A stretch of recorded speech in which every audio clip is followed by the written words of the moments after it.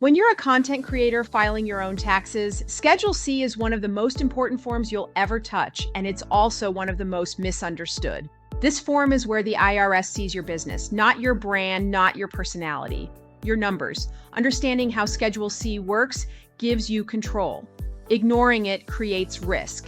Schedule C starts by telling the IRS who you are as a business.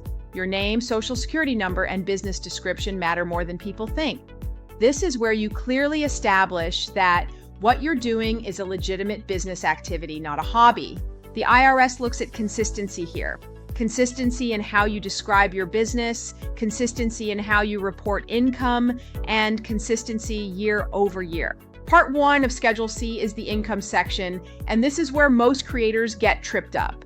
Line 1 is where all income goes, not just what shows up on a 1099, not just what was deposited into your bank account.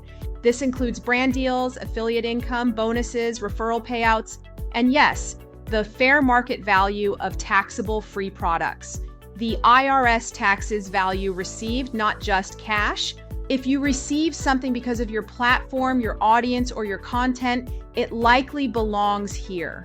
The biggest mistake creators make is assuming that if there's no tax form issued, the income doesn't exist.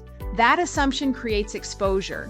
Once gross receipts are reported, Schedule C moves to Part 2, the expenses section. This is where strategy lives. Every legitimate business has expenses, and content creation is no different.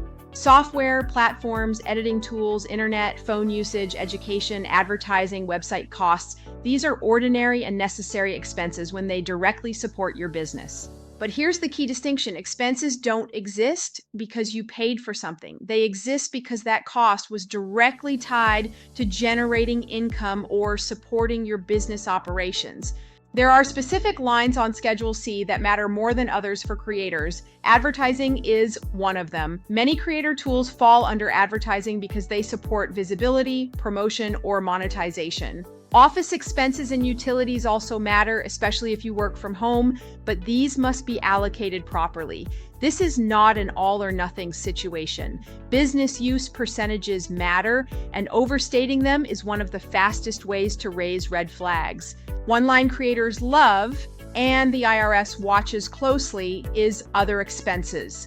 This line is not a dumping ground. It's a summary line that should be supported by clear logical categories. If this line is large and vague, it draws attention. Then there's line 31, net profit. This is the number that actually follows you. This is what flows to your personal tax return.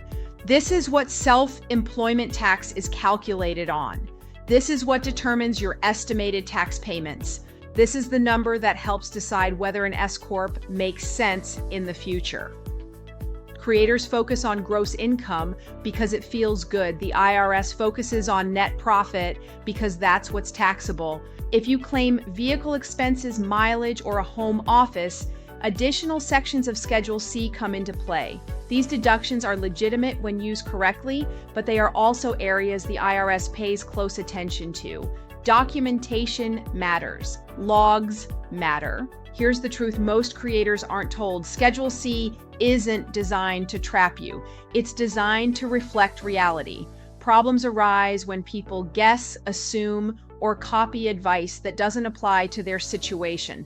Understanding this form doesn't make you a tax expert. It makes you a responsible business owner. And when you understand how Schedule C works, you make better decisions all year long, not just at tax time. That's how you stay compliant, reduce taxes legally, and scale your content business without surprises.